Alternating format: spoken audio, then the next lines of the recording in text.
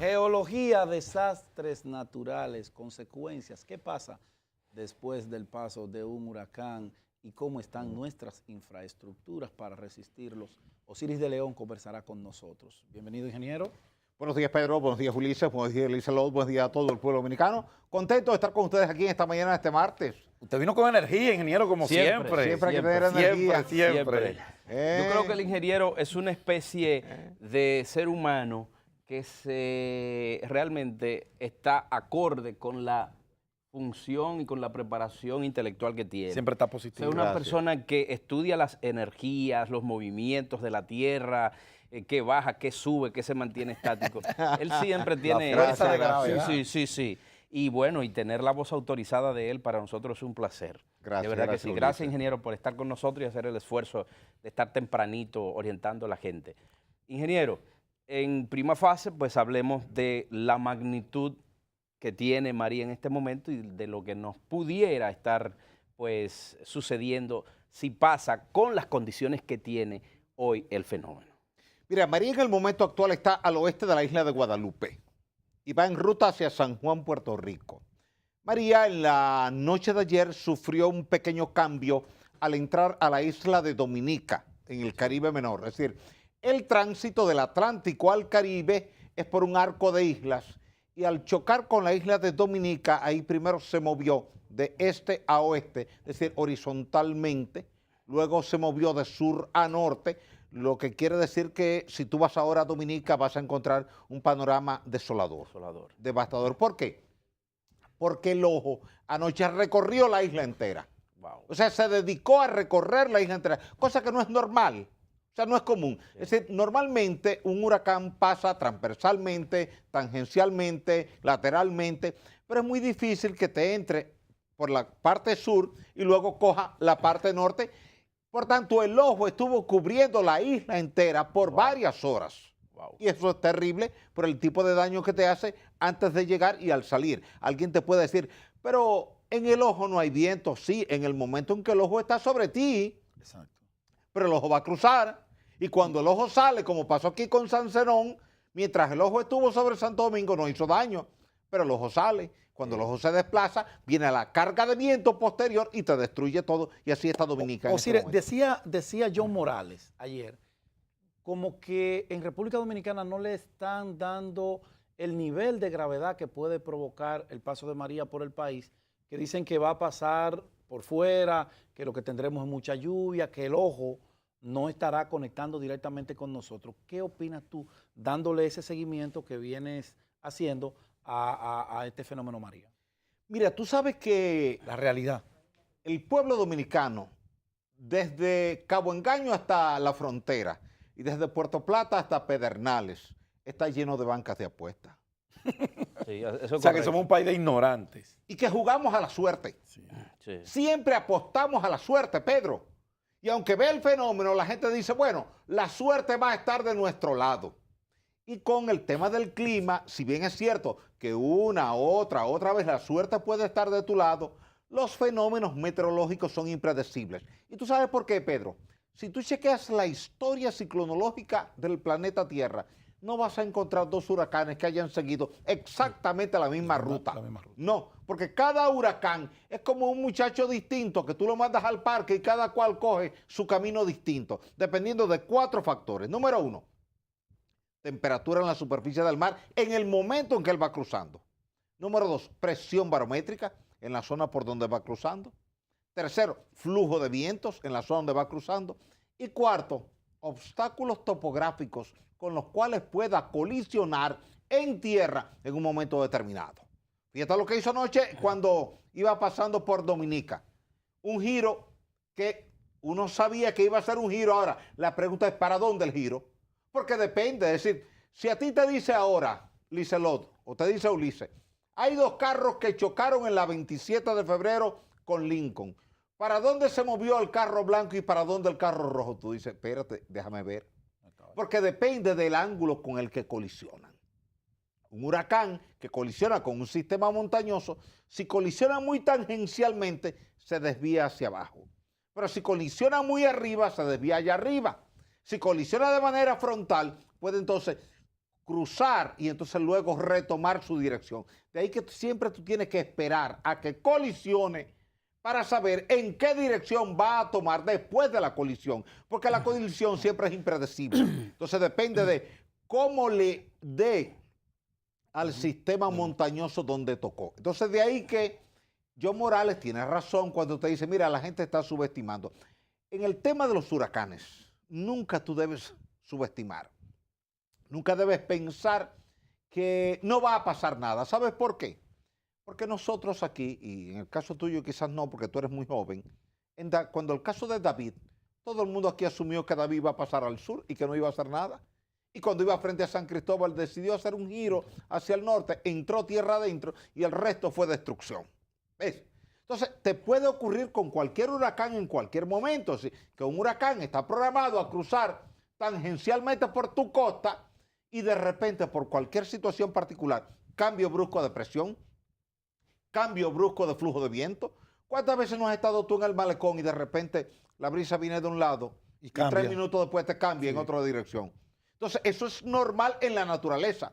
Los cambios en la dirección. Y el que se ha montado en un ferry, en un yate, en un bote, en una canoa, en cualquier cuestión en el mar, ¿lo ha visto eso?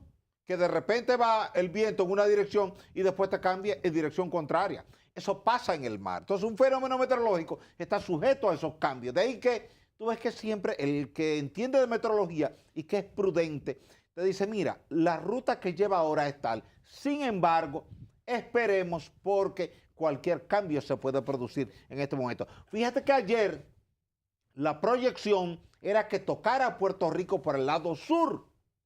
Después de ese cambio de anoche en Dominica, la proyección es que toque ahora a Puerto Rico por San Juan, entrando por la costa noreste, cerca de Vieques, tocando San Juan y de ahí saliendo hacia el Océano Atlántico. ¿Qué ocurre?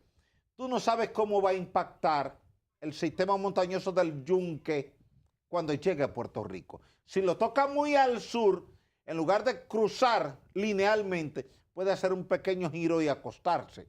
O puede tocarlo muy al norte y salirse más al norte en Puerto Rico y entonces ya pasarte muy al noreste de Punta Cana, de Bávaro, de Miches, de Samaná y no afectarte más que con lluvia y un poquito de viento. Por eso la evolución del día de hoy es importante porque de esa evolución dependerá de qué tan cerca o qué tan lejos te toque la costa noreste de República Dominicana.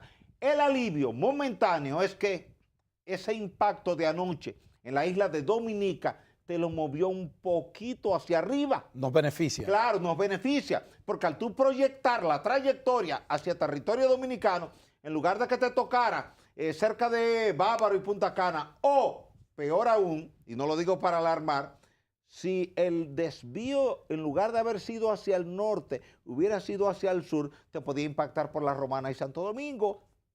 Esa es una posibilidad que tú la tienes en una trayectoria. Es decir, es como una pelota que tú le estás tirando a un bateador y el bateador va a batear. Alguien te pregunta, ¿por dónde va a batear?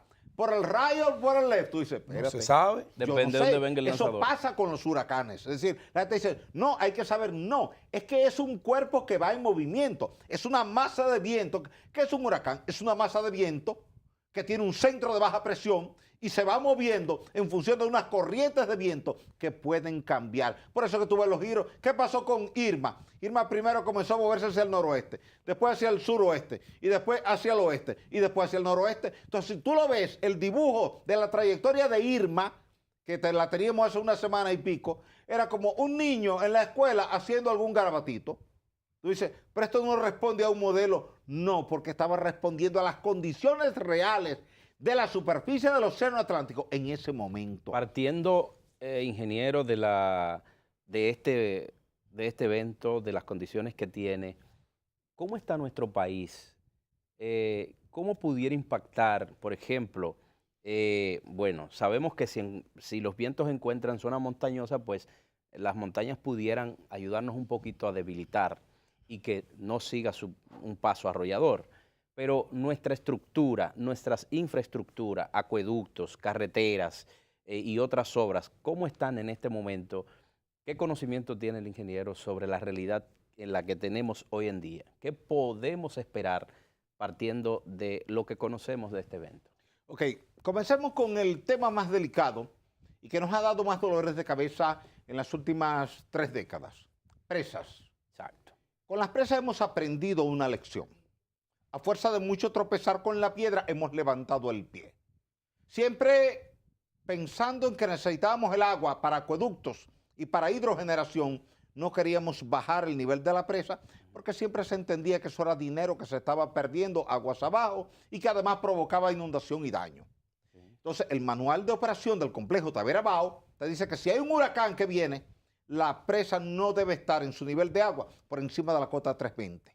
Por primera vez en su historia, Tavera, tanto con Irma como ahora con María, ha estado respetando ese ordenamiento que está establecido en ese protocolo. Es una orden que te da el protocolo, porque eso está hecho técnicamente, no políticamente. Exacto.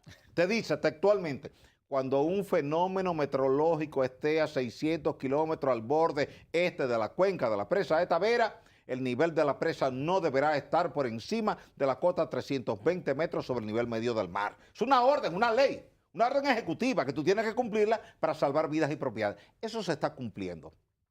Atillo tiene una limitación, y es que Atillo no tiene compuerta, entonces tú no tienes cómo bajarla, porque no tiene compuerta. Es una presa de vertido libre.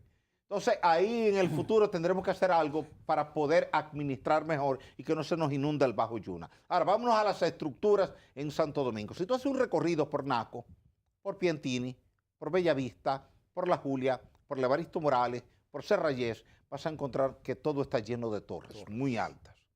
Y vas a encontrar que el glamour de las torres es la cristalería. Exacto. Pero esa cristalería no te soporta vientos ni siquiera de 180 kilómetros por hora. No, y mucho menos. No.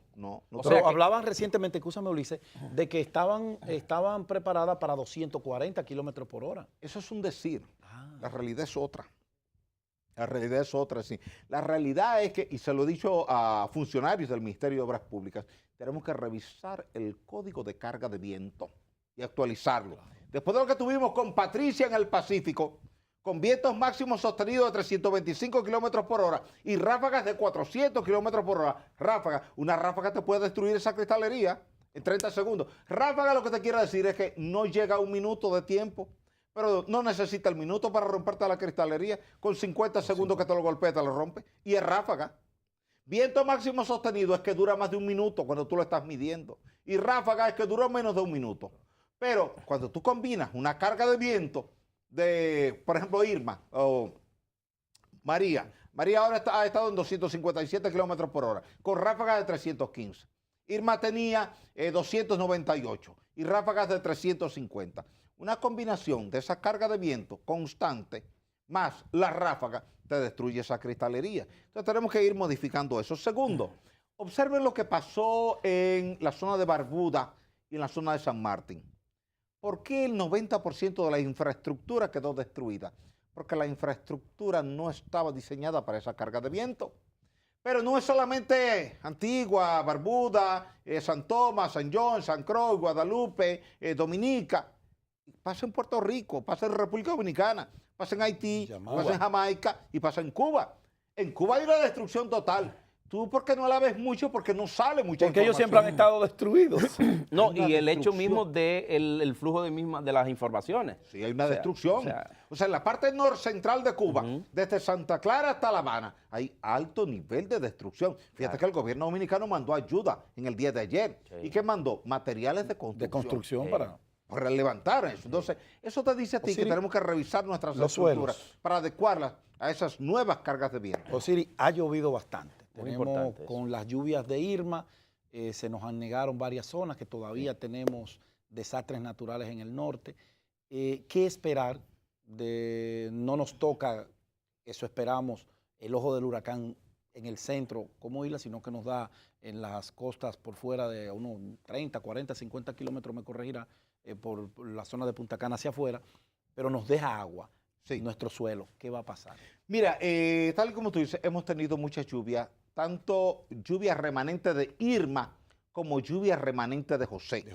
La lluvia que tú recibiste miércoles, jueves, viernes y sábado pasado fueron de José. Ya tú habías tenido las de Irma. quiere decir que tú has tenido ya un esquema de saturación de los suelos en el Cibao. No así en el distrito tú no tienes ese problema de saturación de suelo, porque el polígono central es roca caliza. Es roca caliza. Entonces, esa roca caliza siempre permea verticalmente y se va al subsuelo. Diferente al Valle del Cibao, La Vega, Santiago, Bonao, San Francisco de Macorís, o digamos Santo Domingo Norte, que es arcilla, o Santo Domingo Oeste, que también es arcilla. Ahí el suelo se satura con facilidad. ¿Qué es lo que te quiere decir cuando el suelo está saturado? El suelo no es más que una esponja cualquiera, de esa esponja que usa la gente para bañarse. Si la esponja está seca, ella coge la tacita de agua que tú le echas, o la tacita de café, la absorbe. Ahora, si la esponja está llena de agua, cuando tú le echas la tacita de agua de café, corre superficialmente y se inunda todo. ¿Cuál es el problema de la saturación de suelos en el Cibao? Que toda la lluvia que te cae y encuentra el suelo saturado no tiene como infiltrarse al suelo y escurre superficialmente. Por tanto, la inundación es más rápida. Comienza seguido. En lugar de tardar 1 hora, 2 horas, 3 horas, que le dé tiempo a la gente a salir y a los organismos de socorro a venir a ayudar, la inundación es rápida, es repentina y entonces te puede ahogar gente que pensó que la inundación iba a ser como hace 6 meses o como hace 1 año, que el río duró 2 horas para crecer o 3 horas para crecer. Mientras más saturado esté el suelo, una cuenca hidrográfica, más rápidamente se te desbordan los ríos, arroyos y cañadas y más daño te hace a las comunidades. Por eso cuando los organismos de socorro te dicen los suelos están saturados, porque te dicen, mire, cuando llueva eso se va a inundar rápido, salga de ahí, porque no hay tiempo para que el suelo absorba esa agua, se infiltre al subsuelo, en lo que usted va recogiendo, saliendo de ahí y llegan los organismos de socorro a ayudarle. ¿Cómo valorar finalmente de mi parte, ingeniero, que se nos acaba el tiempo, el trabajo que han venido haciendo las autoridades en materia de mitigación, de prevención de desastres naturales en la República Dominicana? Hemos visto un organismo, por ejemplo, como el COE, ya con más de 10 años de formación y de actuación. ¿Cómo valorar el trabajo en materia de prevención y mitigación de desastres, ingeniero, en el país? Esa pregunta coincide con la pregunta inicial. Es decir, nos hemos manejado bien a fuerza de mucho tropezar. Tropezamos con David y Federico, tropezamos con George, tropezamos con Jean, tropezamos con Noel, tropezamos con Olga. Entonces ya hemos aprendido de que el clima tiene sus particularidades y que es mejor pensar en que va a ocurrir lo peor de lo peor, aunque no ocurra nada, y tú estar preparado para lo peor de lo peor, y luego tú desmontas tu operativo tranquilo, sin que nadie se ofenda. Tú no tienes que ofenderte como organismo de socorro porque alguien es imanita y diga, pero a mí me evacuaron y entonces no hubo una inundación. Sí, pero mire, se hizo lo correcto. Usted compra una póliza de seguro de auto, pero usted no quiere chocar. No quiere chocar. Usted tiene un plan de seguro de salud, ¿verdad? Pero no quiere enfermarse. No. Estemos claros. Y la gente tiene que verlo así. Y el plan de seguro de vida. Claro, tú no quieres morir. Tú no quieres morir. Tú no quieres morir. Entonces, eso pasa con estos temas. Es decir, cuando tú montas un operativo, tú tienes que montarlo siempre, siempre. La normativa te indica eso, pensando en que ocurra lo peor de lo peor. Tú estás blindado, tú entraste a un barrio con un chaleco antibala y un casco protector, por si acaso no pasó nada. Pues perfecto, qué bueno que no pasó nada, te quitas eso. Ahora, si había algo, tú estabas protegido. Entonces, el plan operativo que debe montarte el COE, la Defensa Civil, la Comisión de Emergencia, con el auxilio de el INDRI, del INAPA, de la CAS, de Obras 22 Públicas, instituciones. todas las instituciones que entran en ese esquema, es precisamente para proteger vidas y propiedades. Si el evento no es tan catastrófico como se pudo haber pensado, qué bueno que no fue así, y tú desmontas de nuevo esa casa de campaña que tú armaste para proteger a la ciudadanía. Ahora, peor es que tú no lo montes pensando que no va a pasar nada, y el evento se desvía, viene, te impacta y te encuentras desprotegido y viene la tragedia. Vamos a robarle un minuto a la producción. ¿Cómo no? El terremoto de México. 8.2. ¿Qué pensar con la realidad que vivimos nosotros en el área del Caribe? Eso que pasó en México, ¿qué tan vulnerable estamos? Tú tuviste un terremoto igual que ese el 4 de agosto del 46 en la zona noreste de Nagua, y un terremoto así te puede ocurrir en cualquier momento porque hay suficiente energía elástica acumulada en el subsuelo en esa zona entre Puerto Plata y Samaná, y te puede producir un terremoto en cualquier momento de esa magnitud. Osiris de León, muchísimas gracias. Gracias a ustedes, gracias a Licelo, gracias a todo el pueblo dominicano. Siempre es privilegiado conversar con este experto en asuntos geológicos Y ustedes, mis amigos, el privilegio siempre de nosotros de llegar hasta sus hogares. Nos despedimos hasta mañana a las 6 en punto por Telecentro. Despierta RD. Feliz resto del día. Dios mediante. Amén.